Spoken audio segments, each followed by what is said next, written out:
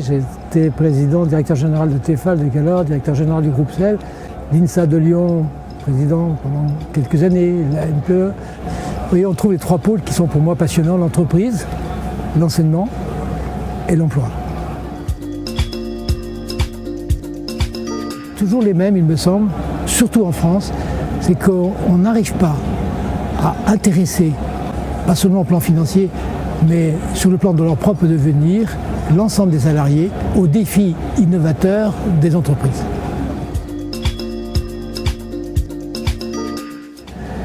Nous avons réussi chez Tefal à développer nos propres revêtements pour être indépendants de Teflon, ce qui nous a donné une force mondiale et une capacité à s'externaliser. Et puis aussi, nous avons réussi à développer des activités nouvelles en étant énormément consolidés par la chaire TMCI qui nous a fait comprendre que c'était pas idiot de prendre des risques. On doit prendre des risques quand on est outillé pour gérer les risques. Et je crois qu'on est riche de l'ouverture que l'on a.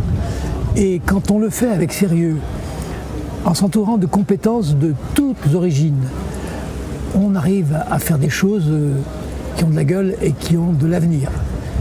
Des choses qui ont été faites, qui ont été déclenchées il y a plus de 20 ans, elles restent d'une totale actualité parce qu'elles ont été faites, et c'est cela qui est une force aujourd'hui de TMCI, en respectant des questions et non pas des modes.